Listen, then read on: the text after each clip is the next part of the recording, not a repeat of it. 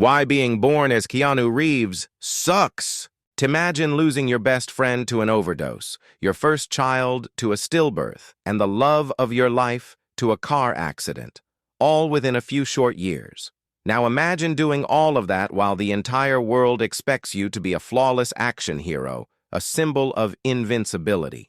Most people know him as John Wick or Neo, the man who can dodge bullets and take down entire syndicates with a pencil. But the real story of Keanu Reeves isn't about the hundreds of millions of dollars or the Hollywood fame. It's a much darker, much more profound narrative about why being born Keanu Reeves is a masterclass in turning world-shattering grief into radical kindness. In an industry built on ego, vanity, and excess, how did the man who lost everything become the most humble person on the planet? To understand Keanu, you have to go back to the beginning, long before the black suits and the red pills. Keanu wasn't born into Hollywood royalty. His father abandoned the family when Keanu was only 3 years old, leaving him to move from city to city, from Hawaii to Australia to New York, and finally to Toronto. He grew up with a rotating cast of stepfathers and a sense of constant displacement. He struggled with severe dyslexia at a time when schools weren't equipped to handle it. He attended 4 different high schools in 5 years, eventually dropping out without a diploma because he felt like he didn't fit into the system. He was an outsider from day one, a kid who found his only solace in ice hockey and theater. He was a talented goalie, nicknamed The Wall, but an injury ended his dreams of playing professionally. It was another door closing, another shift in a life already defined by instability. Just as his career started taking off in the early 90s, he met River Phoenix on the set of I Love You to Death. They weren't just co-stars. They were kindred spirits, 2 young men trying to navigate a predatory industry. When River died of a drug overdose outside the Viper Room in 1993, it wasn't just a celebrity headline for Keanu. It was the loss of a brother. Keanu once said in a rare moment of vulnerability that he thinks of River every single day, wondering what kind of man his friend would have become. He has often spoken about how he felt he could have done more, a survivor's guilt that often stays with those who lose someone so young. But the universe was far from finished testing his resolve. In 1999, the world was at his feet. The Matrix had just changed cinema forever, and Keanu was the face of a new generation. Behind the scenes, he and his girlfriend, Jennifer Syme, were preparing for the birth of their daughter. They had already named her Ava Archer Syme Reeves.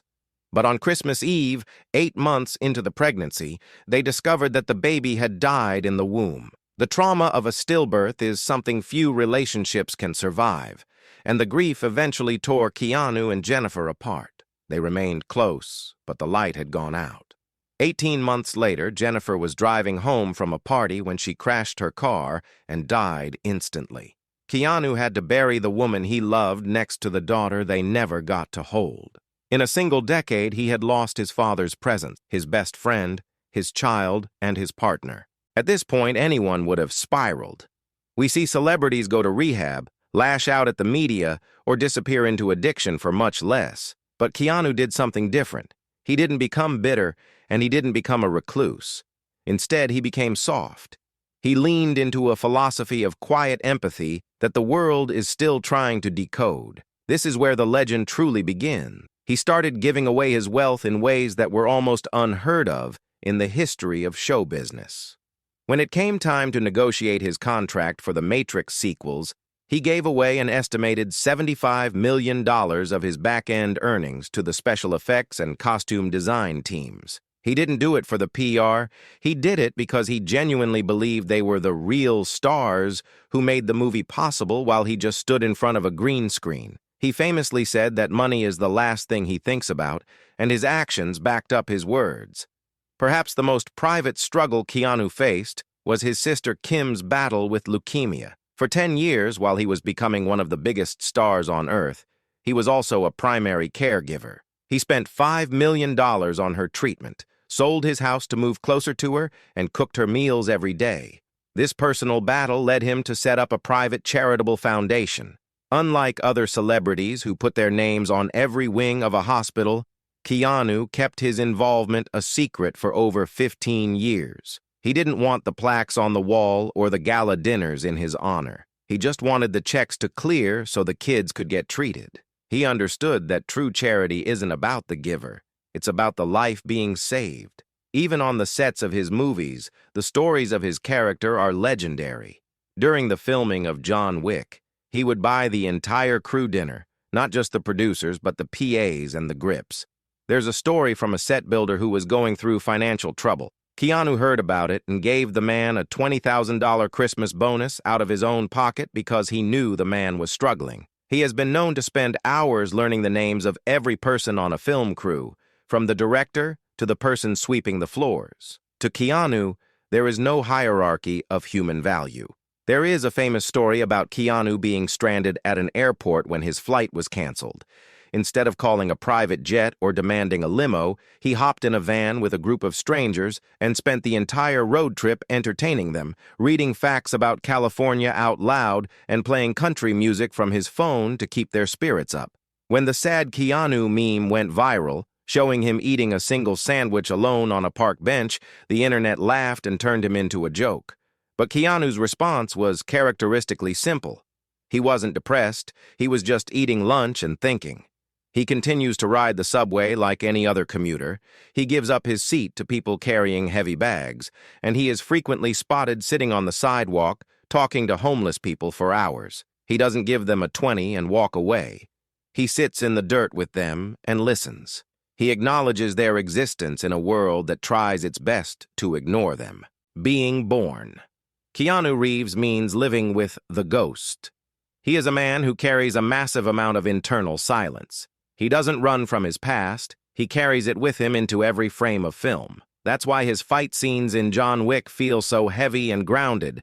There's a genuine weight behind his eyes that you simply cannot teach in an acting class. It's the weight of a man who has nothing left to lose and therefore nothing to fear. He's a man who has found peace not by getting everything he wanted, but by surviving everything he lost. When he was asked by Stephen Colbert what he thinks happens when we die, he didn't give a religious or scientific answer. He simply said, "I know that the ones who love us will miss us."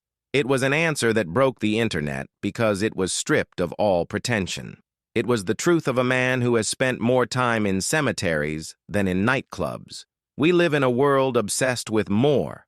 More followers, more money, more status, more noise. Keanu Reeves is the glitch in that system. He is the living proof that you can reach the absolute pinnacle of global fame and still keep your soul intact. He is a reminder that no matter how much pain the world inflicts on you, you still have the choice to be decent. He has reached a level of zen that most people spend lifetimes trying to achieve through meditation, yet he found it through the fire of loss. He chose to stop the cycle of greed. He is a man who has seen the darkest corners of human experience and decided to light a candle rather than curse the darkness. In the later years of his career, with the massive success of the John Wick franchise, Keanu could have easily demanded the world. Instead, he uses his platform to highlight others. He recently took his stunt team to a luxury dinner and gave each of them a personalized Rolex watch engraved with a thank you message. He understands that his success is a collective effort. He remains the same man who once waited in the rain outside his own rap party because he didn't want to cause a scene or pull rank on the bouncers who didn't recognize him. He waited his turn like everyone else. If there is a lesson in the life of Keanu Reeves, it is that tragedy doesn't have to define you as a victim. It can define you as a healer. He didn't let the world change his heart. He used his broken heart to understand the world better. He is the living embodiment of the idea that you should be kind to everyone you meet, because everyone is fighting a hard battle. Keanu's battle was harder than most, yet his kindness is greater than most. Next time you feel like the world is pushing you down, or that you've lost too much to keep going, remember the man who stood at the top of the mountain, looked at all the gold, and decided to walk back down just to help someone else carry their bags. He is the hero we don't deserve, but exactly the one we need to remind us what being human actually looks like. He reminds us that the only things we truly take with us are the ways we treated other people. It's best to ignore them.